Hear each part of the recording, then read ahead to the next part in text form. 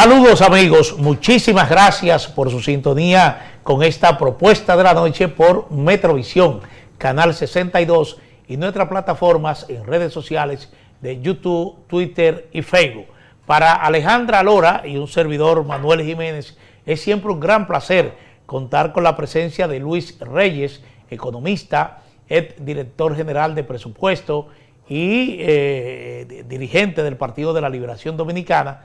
Vamos a conversar con él sobre un tema que está sobre el tapete, como se dice popularmente. Vamos a hablar de este proceso de reforma, de reestructuración de instituciones del Estado. Así que, Luis, te repito, mi gran placer de contar contigo aquí en Propuesta de la Noche. Yo sé que igual es el sentimiento de Alejandra, así que bienvenido. Y el mío también, Manuel. Gracias por la bienvenida, Alejandra. Un placer estar aquí con ustedes. Bueno, Luis, no puede decirse que República Dominicana es el único país de la región que ha iniciado un proceso de reforma, de reestructuración del sector público. Muchos países lo han hecho. En el caso de República Dominicana se ha anunciado la fusión de 6 ministerios y la eliminación de otras instituciones que se estima que han cumplido su rol.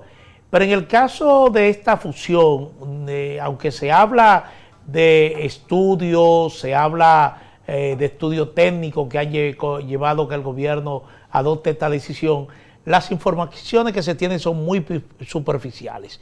Lo único concreto que hay es el número de instituciones que serán fusionadas y el hecho de que se estaría provocando un ahorro de 25.000 millones de pesos. Mira, Manuel, tal como tú señalas, República Dominicana no es el único país de América Latina que está llevando a cabo un rediseño del Estado. Y yo quiero empezar diciendo que yo creo que es necesario ese rediseño del Estado, que hay que hacer una reingeniería del Estado para hacer el Estado más eficiente.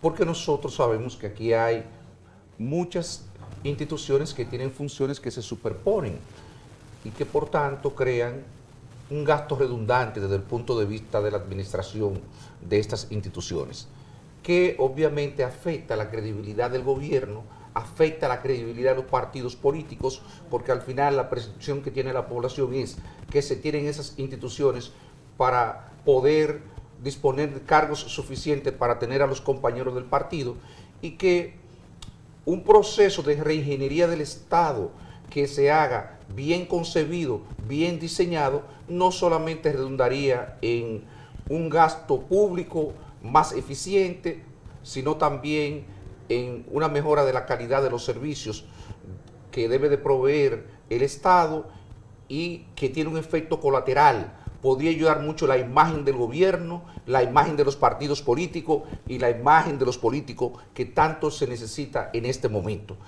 Eso es cierto. Ahora, cuando el gobierno presenta esta propuesta, que es la segunda ola, recuérdate que ya en una primera ola hubo un reagrupamiento de instituciones como el Instituto de la Vivienda y la Oficina Supervisora de Obras del Estado, que permitió la creación del Ministerio de la Vivienda. También se agruparon otras instituciones alrededor del Ministerio de Energía y Minas, que correspondían a la Corporación Dominicana de Empresas Eléctricas Estatales, y así sucesivamente. Y entonces ahí es donde viene el problema. ¿Qué es lo que se evidencia? ¿Qué es lo que las estadísticas aportan? Que el gasto en esas dos instituciones, en lugar de disminuir, aumentó, sobre todo el gasto en nómina. Entonces uno piensa que cuando le presentan una cosa como esta, sin un estudio previo, una cosa que, como podremos ver en el desarrollo del programa, en algunos casos parece que carece de sentido y no se ha presentado ningún documento de apoyo, ningún estudio que apoye esta propuesta del gobierno, y entonces eso llena de duda a las personas que conocemos de estos temas, de si realmente lo que hay es una propuesta improvisada y que comience, porque esto tiene otras implicaciones, el problema no es solamente de que sea una propuesta improvisada, sino que afecta la credibilidad del gobierno, un gobierno que busca desesperadamente que la población le conceda la oportunidad de realizar una reforma fiscal para poder dejar un legado, cosa que uno puede estar de acuerdo o en desacuerdo, pero lo entiende desde el punto de vista político, porque el propósito de todo gobierno debería ser dejar una buena obra de gobierno, favorecer el bienestar de la población a través de una buena obra de gobierno. En la medida en que se deteriora la imagen del gobierno con estas presentaciones, de propuestas que parecen un tanto improvisadas, entonces uno realmente se preocupa con legítima razón, porque piensa que eventualmente estas cosas van a provocar, en lugar de un beneficio, de mejorar el bienestar de la población, lo que puede ser es que termine socavando la autoridad, la credibilidad del gobierno, y eventualmente eso se traduce en un deterioro del bienestar de la población. ¿No podría ser, don Luis, que la estrategia del gobierno, que lo he visto en varias ocasiones, es, primeramente Luis Abinader anunció que la reforma tributaria se iba a dividir en reforma de gasto público, y la reforma fiscal se iba a dividir en la reforma del gasto público y reforma tributaria? Él hizo un anuncio sobre eso. Y lo primero que viene es la reforma de gasto público, que incluye la disminución de estos 6 ministerios. Pero lo que yo he visto que hace el gobierno dominicano es que trocea un poquito las propuestas de ley, las reformas, para generar una discusión pública, para que los sectores y los involucrados pues puedan hacer sus aportes, y entonces eso lo integran con algo ya más acabado que tienen. O a lo mejor también es un tema de ganar tiempo, porque en la medida de que se arman las discusiones que en este momento están, se mide para poder completar quizás lo que tenga ya armado el gobierno, porque no creo que sea como algo que se hizo, pareciera que no fue de manera improvisada, porque cuando tú dices, bueno, pero este ministerio, si se exponen tanto, le van a preguntar por qué eso iba a pasar. Pero no pudiera ser eso, trocear, medimos qué pasa en el entorno, qué dicen los especialistas, y entonces complementamos lo que ya el paquete completo que tenemos.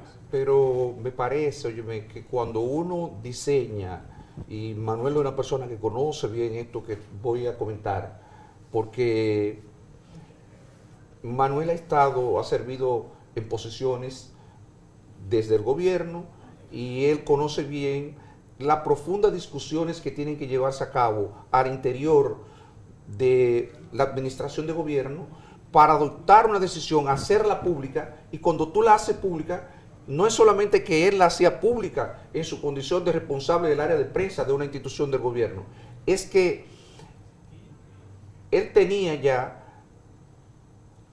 toda una estrategia para defender esa posición, y los técnicos habían avanzado y habían trabajado para aportar los argumentos de defensa de esas medidas que se van a adoptar. Y eso es lo que uno no ve aquí. Entonces, uno lo que aprecia, Alejandra, es que si eso es como se hizo precisamente, esa es para mí la confirmación entonces de que se está improvisando. Porque tú no, como para utilizar el término que tú utilizaste, no va a trocear las medidas, como tú dices, la parte del gasto, luego la reforma. No. Usted, si va a hacer eso y necesita escuchar una consulta, usted llama a un grupo de expertos, usted consulta a la sociedad, porque hay mecanismos, hay canales a través del gobierno para hacer eso. Usted lo escucha, y entonces después que usted lo escuche, entonces usted sale con una propuesta más elaborada, más acabada, porque ahora cuando entremos al detalle de analizar el contenido de estos ahorros que se proponen ahí, entonces uno comienza a tener dudas, y dudas realmente, yo diría, más que sobradas, de qué es lo que se persigue con esto.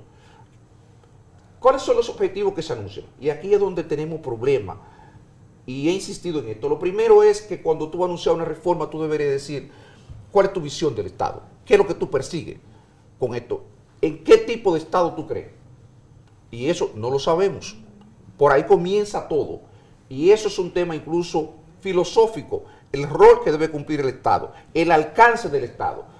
Y eso obviamente tiene mucho que ver con la visión política de los gobernantes, de los partidos de gobierno, y yo diría que en sentido general eso puede variar, De hecho, tenemos el caso, por ejemplo, de España, donde prácticamente cada vez que surge un nuevo gobierno, reestructura, rediseña el Estado y lo alinea con lo que es su visión. Y eso me parece bien. Obviamente, ¿por qué ellos hacen ese realineamiento? Porque ya eso es parte de una visión que ellos han discutido durante las elecciones y es parte de su plan de gobierno.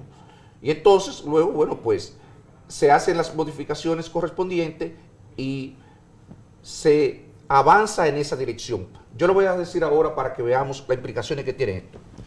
Voy a terminar después discutiendo el tema de los ahorros, pero el tema de las implicaciones. Cojamos el caso de la fusión propuesta del Ministerio de Hacienda y del Ministerio de Economía, Planificación y Desarrollo.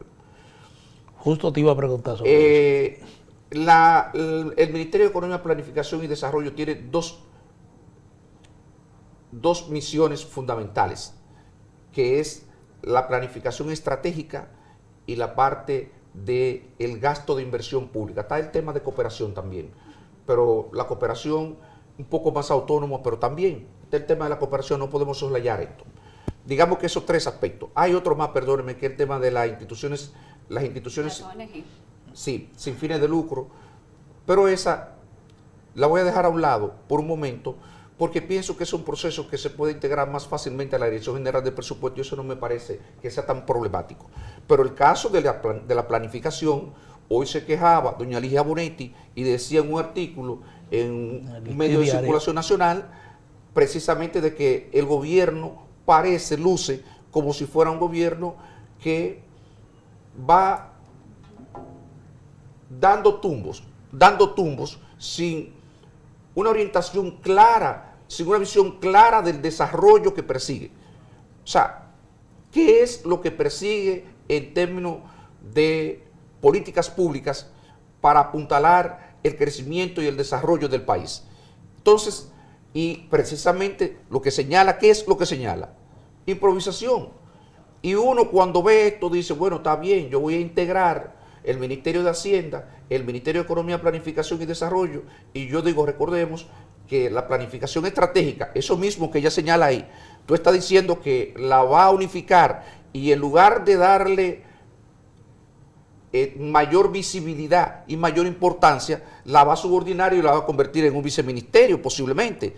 Y ese viceministerio, recuérdate, que también no solamente lleva la parte de la visión estratégica del Estado, la visión, digamos, de largo plazo, de mediano plazo.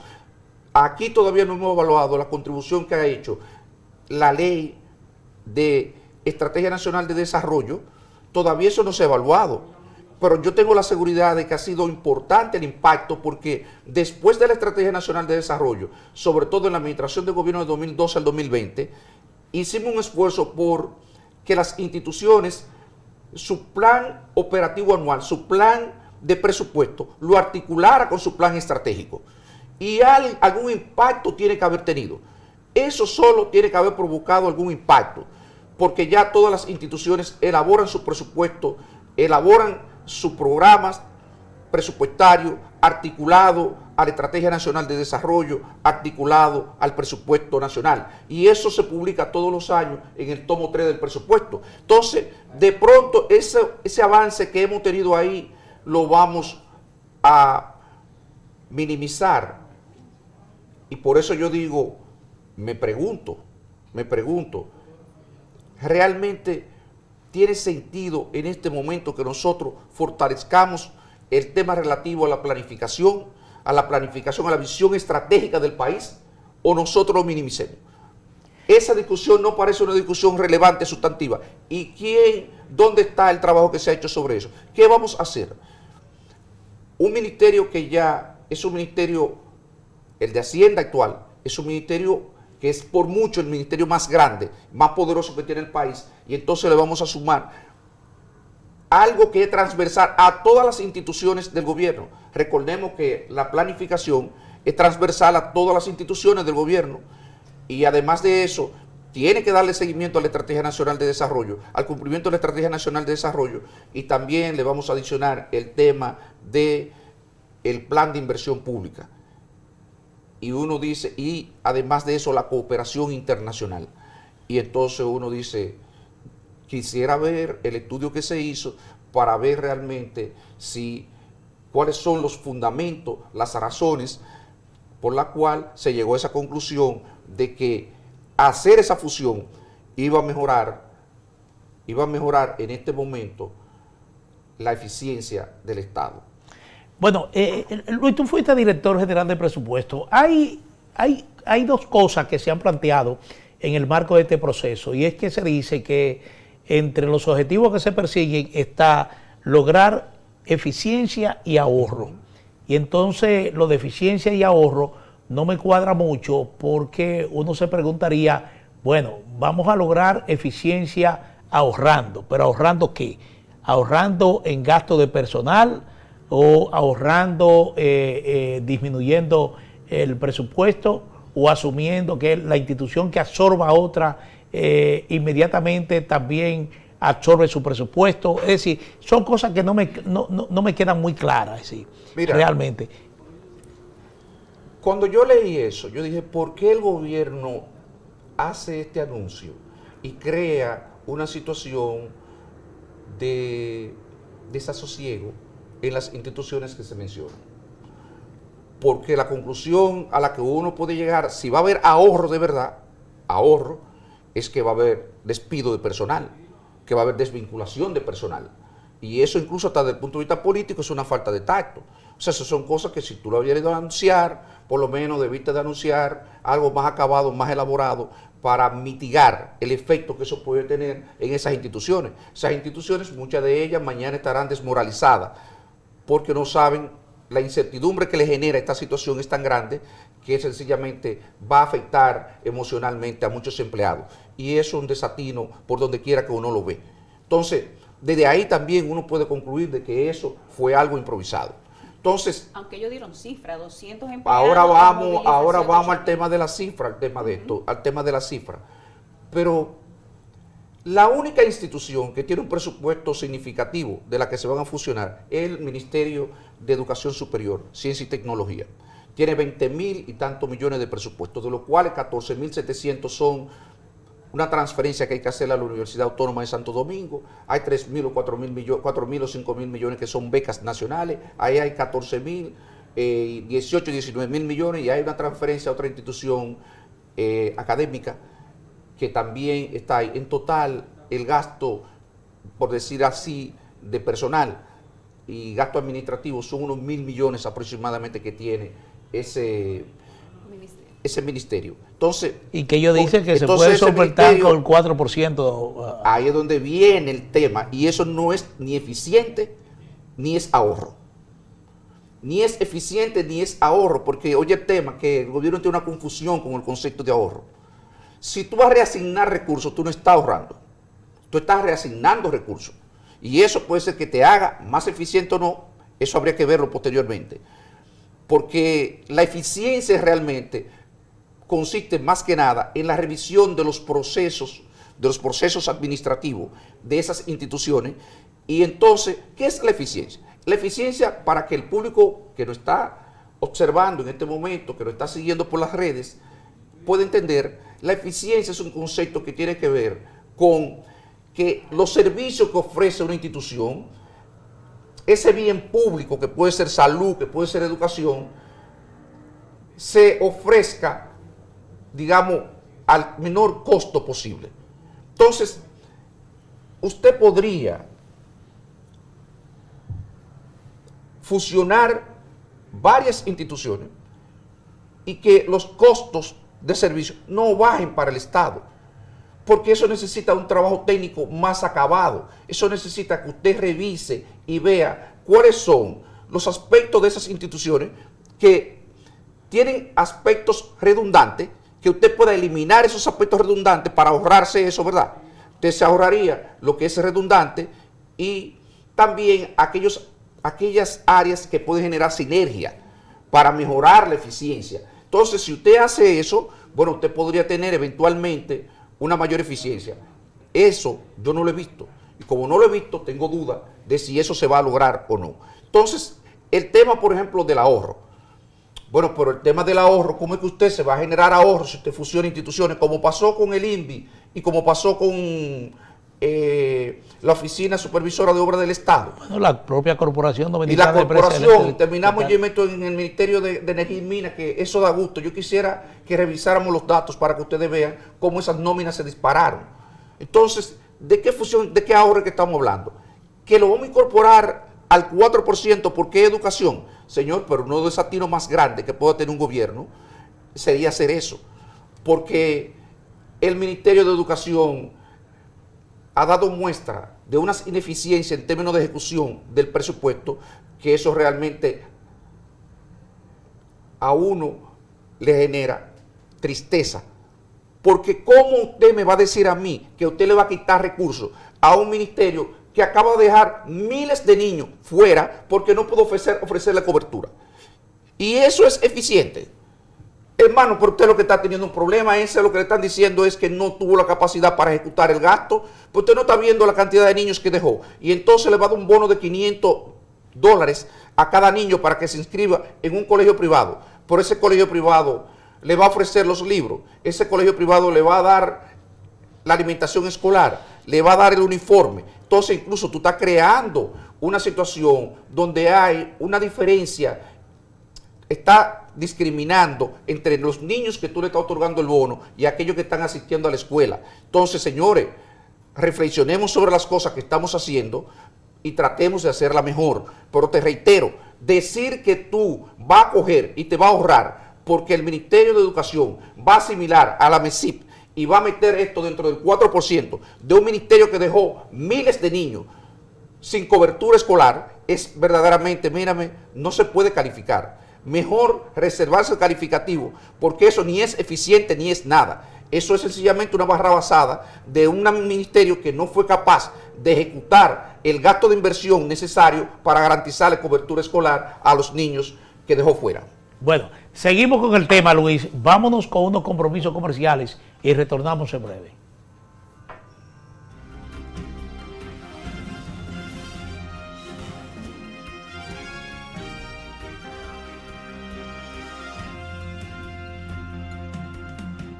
En estos 58 años hemos sido el impulso que mueve el comercio, favoreciendo la inversión extranjera y brindando oportunidades para nuestra gente. Hemos sembrado la semilla que nos permite cosechar y exportar nuestra alegría y sonrisas propias de lo hecho en RD. 58 años siendo el apoyo incondicional de las industrias, forjadores del comercio e impulsadores de la MIPYMES. Somos el Ministerio de Industria, Comercio y MIPYMES y estamos junto a ti. Lapropuestadigital.com, un medio digital alternativo de contenido amplio, variado y de calidad, de actualización permanente, una interesante oferta de información nacional e internacional, análisis, reportajes, artículos de opinión, videos y otros contenidos de actualidad. Toda la información y el análisis están aquí. Lapropuestadigital.com. El mundo vive un importante cambio. Inmerso en la revolución 4.0, muchas empresas necesitan personal que maneje todo este cambio y es necesario prepararlos para el empleo del futuro. Infotep cree en esta transformación. Tiene una amplia oferta formativa como electrónica industrial, ciberseguridad, mecatrónica, control numérico computarizado, social influencer y más. Saca tu sueño a la realidad. Infotep. Capacitar es progresar. Con nuestras jornadas Primero Tú, estamos recorriendo barrios y sectores del Distrito Nacional y del interior del país cada semana para estar más cerca de ti, en un esfuerzo del gobierno del presidente Luis Abinader y más de 15 instituciones del Estado trabajando para reducir la desigualdad social. Este año, desde proyectos estratégicos y especiales de la Presidencia PROPEP, hemos impactado a cientos de miles de personas y seguimos creando más y mejores oportunidades, con mayor bienestar para todos los dominicanos.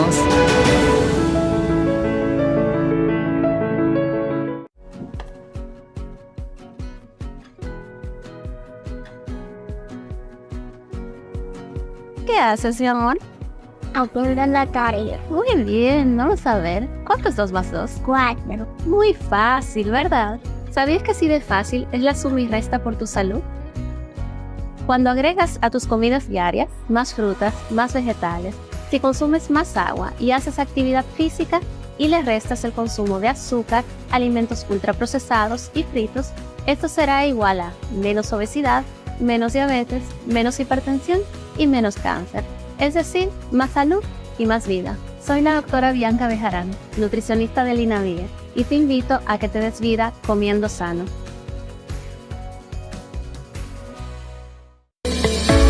¿Quieres rendir los chelitos en la compra de la semana? Pues pega al Inespre y adquiere tus productos buenos, bonitos y baratos todos los días en nuestras bodegas móviles, los miércoles y sábados en los mercados de productores y todos los jueves con las ventas de combos en los supermercados.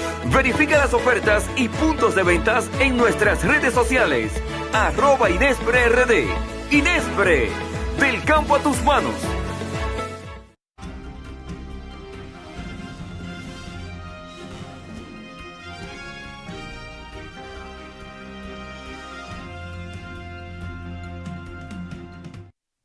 Bueno, seguimos con Luis Reyes, es director general de presupuesto.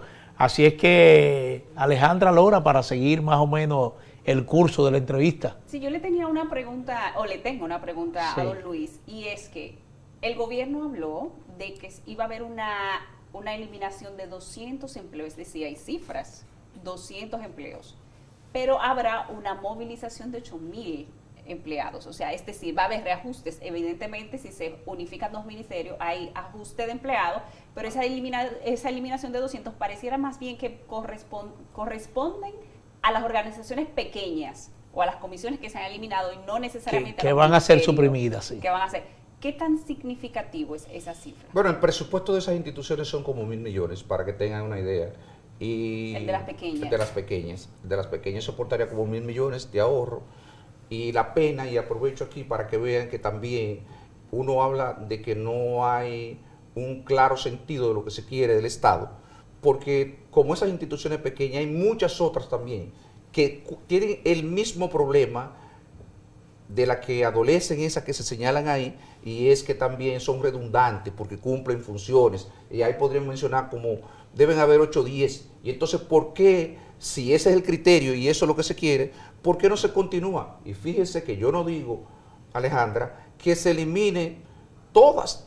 Yo creo que se puede dejar y fusionar toda ella en una institución, porque puede ser que cumpla una función para el Estado en favor de la sociedad.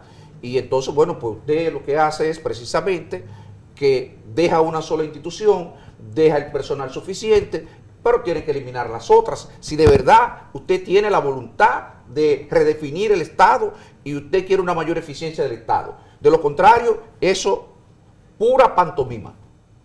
¿De acuerdo? Pura pantomima. Entonces, así no, porque uno no va a comprar eso si uno no ve que hay la voluntad real de que, bueno, bien el criterio, bien la iniciativa, pero profundiza la iniciativa si realmente, digo, para que sea consecuente con lo que tú predicas de que quiere eficientizar el Estado. Entonces, en esa misma línea, incluso tú puedes analizar el problema del Ministerio de Economía, Planificación y Desarrollo. ¿Cuánto es el presupuesto? Son 3.000 millones que tiene el ministerio como tal, pero hay unos 500 millones que son transferencias, 500 y tanto, a la Oficina Nacional de Estadística, y hay 400 y tanto que son a la Dirección de Cooperación Multilateral. Entonces, al final quedan unos 2.300 millones de pesos, y de esos 2.300 millones de pesos, hay una parte importante que es el área que tiene mayor cantidad de recursos humanos supraespecializados. Lo conozco bien porque trabajé en ese ministerio durante 8 años, incluso durante el proceso de reforma, durante el proceso de aprobación de la ley, de discusión y aprobación de la ley, y uno dice, esos recursos que hay ahí en el área de planificación estratégica, en el área de inversión, en el área de cooperación, ¿para dónde tú lo vas a llevar? Y eso son 2.300 millones que tiene. ¿Cuánto te puede ahorrar de ahí? Bueno, algunos viceministros y algunas cosas, pero eficiencia en términos por ahí, me parece que tú no vas a lograr mucho. No va a lograr mucho. Entonces, repito, si tú te pones a analizar que las mayores instituciones son el Ministerio de Educación Superior, Ciencia y Tecnología, el Ministerio de Economía, Planificación y Desarrollo, y hemos visto que de ahí tú no tienes posibilidad de generar ahorro, excepto que tú vayas a cancelar personal, porque es de la única manera que tú puedes hacer eso. La otra es que lo meta dentro del 4%, y ya expliqué que si lo meto dentro del 4% sería la barra basada más grande que se podía hacer, porque sería meterlo dentro de una institución que probó primero que es ineficiente, y que podría arrastrar a una institución que lo ha hecho razonablemente por lo menos mejor que el Ministerio de Educación, y que termine contagiada de la ineficiencia del Ministerio de Educación. Entonces, que yo creo es que en condiciones normales y con una administración más eficiente, podría ser que la MESIP termine siendo un viceministerio. Ahora, yo dudo si este es el momento oportuno, apropiado, con los niveles de ineficiencia que nosotros hemos visto en el Ministerio de Educación. ¿Hasta qué punto este proceso de reforma, esta discusión pública que se ha planteado, no puede ser parte de la narrativa del gobierno para justificar la reforma fiscal que está en curso, que está planteando? Porque te podría decir, bueno, yo le estoy planteando al país, recaudar entre 1.5, 1.7 del PIB, pero ya ven que yo estoy planteando también reducir gastos. Es que yo no estoy reduciendo, eso no aporta al déficit. Porque si tú lo que vas a reasignarlo... Digo, partiendo del discurso del gobierno. Sí, pero es que el gobierno está errado conceptualmente, y eso es lo que estoy tratando de resaltar. Que el gobierno tiene conceptualmente un error. Porque si tú coges y reasignas los 25.000 millones, tú lo estás gastando, lo que pasa es que lo estás gastando en otra cosa. Pero eso no reduce el déficit financiero del gobierno, porque tú lo estás gastando como quieras. Lo que pasa es que el concepto de gasto sería diferente, pero en términos de gasto sigue siendo gasto público. Entonces, por ahí no aplica. Te compro la idea de que yo creo que el gobierno hizo un ejercicio retórico, más que nada, retórico, para mandar una señal de que está haciendo un esfuerzo que le dé legitimidad para ello lanzar la reforma fiscal. Pero ha sido muy pobre, increíblemente pobre. Porque ¿por qué tú vas a recortar 25.000 millones?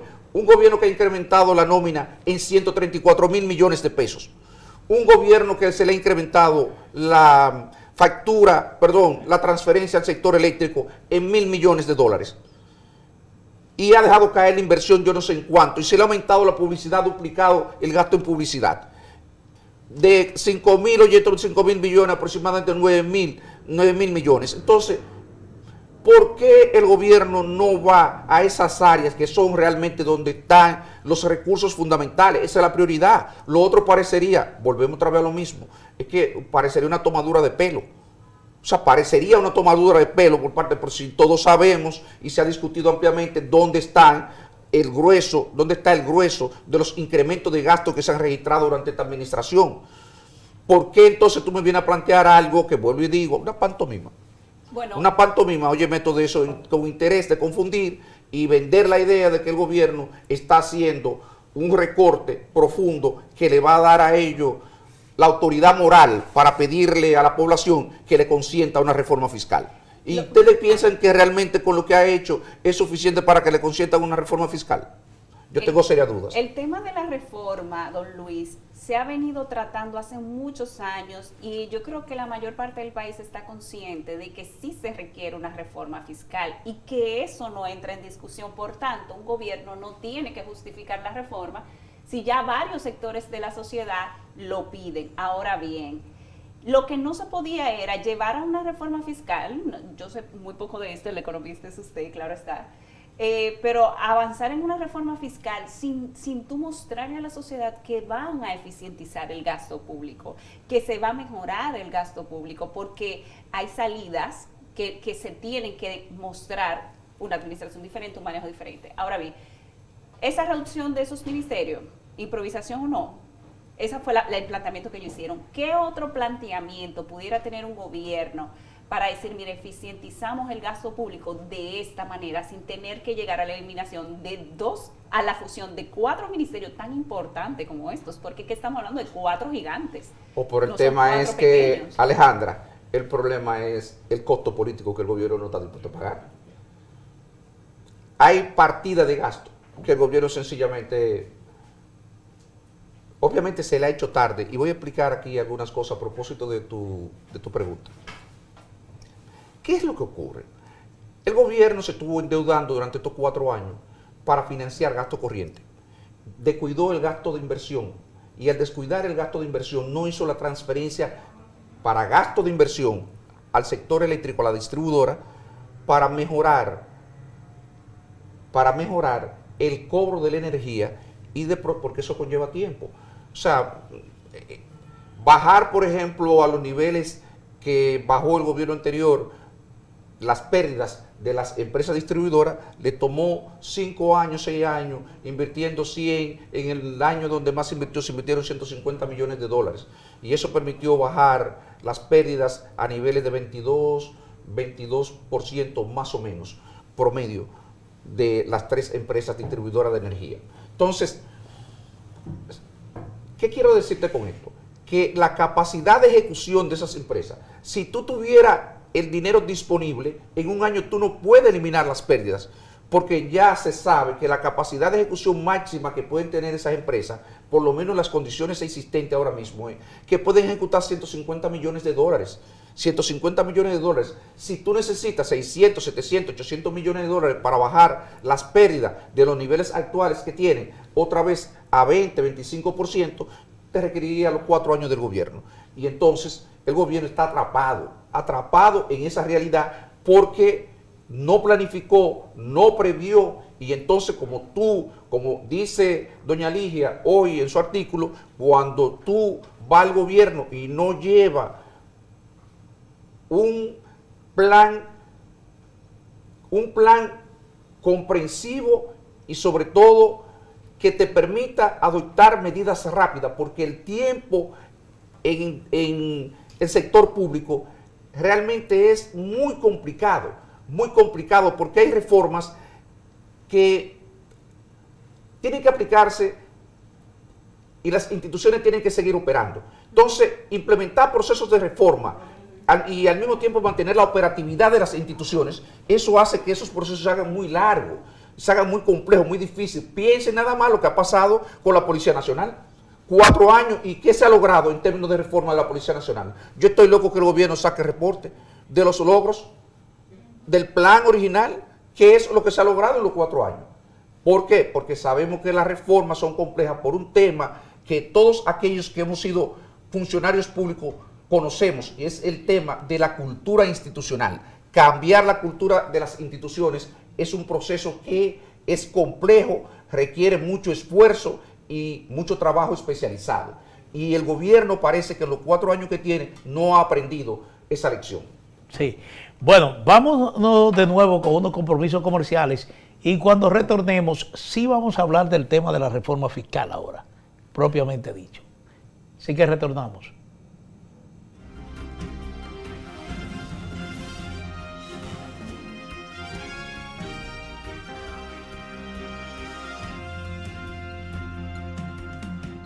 En estos 58 años hemos sido el impulso que mueve el comercio, favoreciendo la inversión extranjera y brindando oportunidades para nuestra gente. Hemos sembrado la semilla que nos permite cosechar y exportar nuestra alegría y sonrisas propias de lo hecho en RD. 58 años siendo el apoyo incondicional de las industrias, forjadores del comercio e impulsadores de la MIPYME.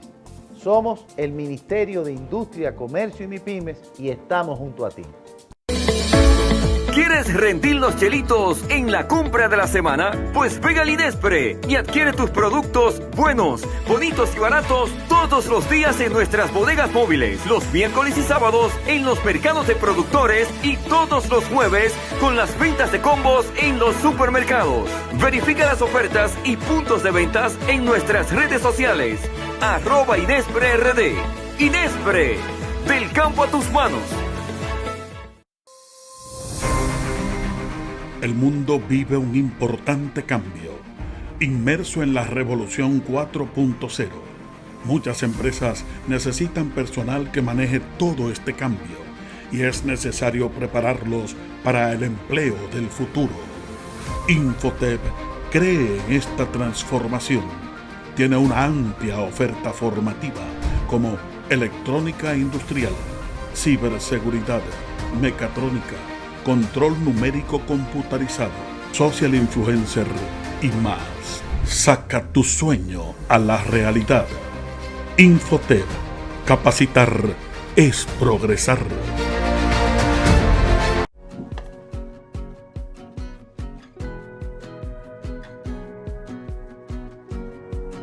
¿Qué haces, mi amor? Aprender la tarea. Muy bien, vamos a ver. ¿Cuánto es 2 más 2? 4. Muy fácil, ¿verdad? ¿Sabías que así de fácil es la suma y resta por tu salud? Cuando agregas a tus comidas diarias más frutas, más vegetales, si consumes más agua y haces actividad física y le restas el consumo de azúcar, alimentos ultraprocesados y fritos, esto será igual a menos obesidad, menos diabetes, menos hipertensión y menos cáncer. Es decir, más salud y más vida. Soy la doctora Bianca Bejarán, nutricionista del INAVIE, y te invito a que te des vida comiendo sano.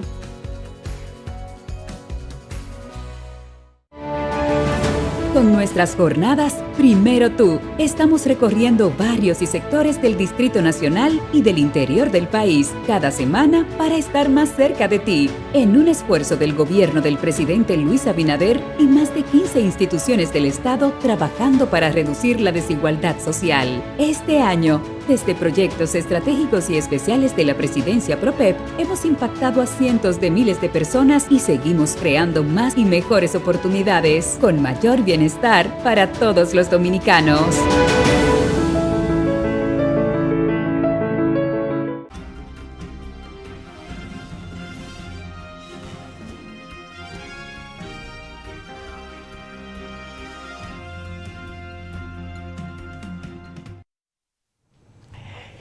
Bueno, seguimos con Luis Reyes, el director general de presupuesto. Luis, el Fondo Monetario Internacional, al concluir la revisión del artículo 4, produjo un documento donde obviamente respalda el proceso de reforma fiscal que se ha planteado el gobierno, pero hay quienes han cuantificado ya lo que el gobierno se estaría planteando recaudar con esta reforma fiscal. Se habla de entre 1.500 a 1.700 millones de pesos, lo que equivaldría prácticamente a 1.5, 1.7 del PIB. ¿Sería esto posible si en base a las recomendaciones que se están haciendo, reducir la evasión del ITEVI, eliminar subsidios, pero no estaría planteado también la creación de nuevas figuras impositivas o aumentar impuestos? Aumentar impuestos es un poco más difícil porque aquí las tasas que nosotros tenemos en el país están en el promedio o ligeramente por encima del promedio de los países de América Latina. Y aunque sí se planteó en un momento aumentar el impuesto sobre la renta de la persona física, yo creo que aumentar en este momento el impuesto sobre la renta de la persona física, si no se hace un aumento del impuesto sobre la renta de las personas, de las empresas, sería un problema terrible, porque lo que se ha visto aquí, lo que se ha estado analizando para el público que nos sigue, es que la distribución de la riqueza que se genera en el país, por una razón que todavía no se conoce bien, pero eso es lo que arrojan las estadísticas, la participación de las personas que reciben salario se ha ido deteriorando, la proporción del total se ha ido deteriorando respecto a lo que reciben el sector dueño del capital o el sector empresarial. Y si usted coge y lo penaliza con un incremento del impuesto sobre la renta, entonces vamos a profundizar esa situación y ya eso podría tener implicaciones de otra naturaleza mucho más compleja. Si es posible recaudar o no, siguiendo con tu pregunta, bueno, siempre es posible recaudarlo. Lo que hay que ver al costo de que nosotros vamos a recaudar. Y otra vez volvemos a lo mismo. Es que no hay manera de evaluar, señores, si no definimos claramente cuáles son mis objetivos, qué es lo que yo quiero hacer. Porque yo como economista sé que hay algunas cosas que el gobierno tiene que satisfacer recaudar recursos para satisfacer una serie de metas que el gobierno necesariamente tiene que cumplir para poder fortalecer la política fiscal. Una de ellas es el incremento de la inversión pública, porque el deterioro de la infraestructura es manifiesto, está ahí. El problema que tenemos, por ejemplo, aquí en la ciudad de Santo Domingo, entre el transporte y el tema, por ejemplo, de la infraestructura de manejo de las aguas, aquí sí, el drenaje pluvial en el Gran Santo Domingo, eso es claro de que solamente se puede enfrentar con mayores recursos. También el gobierno necesita disminuir el déficit. Necesita disminuir el déficit para ser sostenible. Primero, disminuir los requerimientos de financiamiento y a mediano y largo plazo hacer sostenibles las cuentas fiscales. Pero, ¿cuánto aspira el gobierno, por ejemplo, a aumentar? ¿En cuánto aspira el gobierno a aumentar la inversión pública? No sabemos. ¿En cuántos años aspira el gobierno a alcanzar la sostenibilidad de cuentas fiscales? No sabemos. Y otra vez volvemos a lo mismo, al tema. Señor, es que antes de usted plantearse eso, es necesario que se le haga una explicación más conceptual, sin números. Nosotros aspiramos a mejorar la inversión pública en tal porcentaje, en estas cosas. Necesitamos, por ejemplo, que las cuentas sean sostenibles en una meta que vamos a establecer que será alcanzada en 5 años. Pero hay que definir esto y nosotros tenemos prioridad, queremos mejorar el gasto en salud. Y entonces, ¿de cuánto es que tú te estás proponiendo la reforma? Para saber si la reforma te va a dar para todo eso. Porque lo otro, Manuel, eso es elucubración la que hacemos. Tú puedes decir, sí, no, hay problema, pero hasta que tú no planteas los objetivos reales. Yo quiero hacer una reforma para aumentar el gasto en salud en tanto. Yo necesito cerrar el déficit en tanto. Yo necesito aumentar la inversión pública en tanto. Yo tengo que transferir al sector eléctrico tanto para mejorar las recaudaciones y disminuir esa transferencia. No, entonces, así nosotros podemos saber cuál es la magnitud. Y un marco con una cantidad importante se destina al subsidio del sector eléctrico. Si estamos hablando de alrededor de 1.500 millones de dólares. Pero tú necesitarías invertirle primero al sector para que el sector te libere esos recursos. No sé si me entiendes. Ese es el problema. Que necesita invertirle primero al sector eléctrico para que ellos compren los medidores, la instalación de medidores, y luego entonces el sector eléctrico te va a retornar, te va a liberar parte de esos 1.500 millones de dólares que tú le transfieres, y entonces eso te va a reforzar las cuentas fiscales a mediano plazo. Lo primero que vemos es que todavía no hay una propuesta que conozcamos públicamente de reforma fiscal. No la hay, ¿no? Si me equivoco. No. No me equivoco, pero el gobierno habló de que parte de los ahorros que se van a tener con la fusión de las instituciones, las organizaciones, va para eso mismo, para el tema de inversión en infraestructura, y mencionó cuáles son las áreas más o menos que se va a invertir. Ahora bien, en el caso, como estamos hablando aquí de reforma fiscal ya, yo veo, don Luis, que ya los sectores han empezado a gritar. El sector industrial, en representación de Ligia, que lo vimos hoy, el sector ronero, que Circe ha sido vocera de ese sector. Me parece que Magín Díaz también, si no me equivoco, lo he escuchado también hablando un poquito del sector, pero también se habla del sector turismo, que se le iba se plantea de que ya le pueden eliminar ciertos incentivos que se dan y así, pero ya todos por su parte han empezado a hacer un lobby de que esos sectores no se pueden tocar. Entonces, ¿cuál es la salida? Porque vemos como que hay un tranque realmente. Si el sector privado en esos sectores no se puede tocar y tantas las instituciones públicas tampoco, entonces, ¿dónde es? ¿Dónde es? Sencillo. Te van a dejar sencillamente, oye, la opción que aparentemente quieren dejarle al gobierno es que el gobierno aumente, amplíe la base de aplicación del ITEVIS, con todas las implicaciones que eso tiene para la clase media. Y obviamente las implicaciones que eso tiene en términos de gobernabilidad, cuando tú golpeas a una clase media que ha visto deteriorada la calidad de vida como resultado del deterioro de los servicios, unos servicios que necesariamente con una reforma fiscal yo dudo por que el gobierno, por lo menos a corto plazo, no va a poder retornárselo, a corto plazo, ni en un año ni en 2, porque tú necesitas un flujo de inversión durante varios años para tú recuperar la calidad de los servicios que se han deteriorado. El problema del 911 tú no lo vas a resolver en un año. O sea, eso requiere inversiones. Para que tengan una idea, durante 4 o 5 años estuvimos invirtiendo 4.000 millones, 3.000 o 4.000 millones en el 911. Entonces, son inversiones significativas. Los problemas que tenemos del drenaje pluvial, ¿cuánto cuesta, por ejemplo, avanzar en eso? Para que tengan una idea, un colector de aguas residuales que hay que construir en las afueras del puerto de Santo Domingo, por ahí hay que conducir las aguas hacia allá. Creo que el colector estaba previsto porque todas esas cosas están diseñadas. Eso cuesta $100 millones. O sea, estamos hablando de 5.000 millones de pesos. Pero el tema no es eso, que su desarrollo requiere 2 años, 3 años hacer eso. Entonces, como ustedes ven, el tema no es tan fácil y aparentemente lo que quieren dejar al gobierno es una situación en la cual él termine castigando a la clase media con todas las consecuencias que eso puede tener.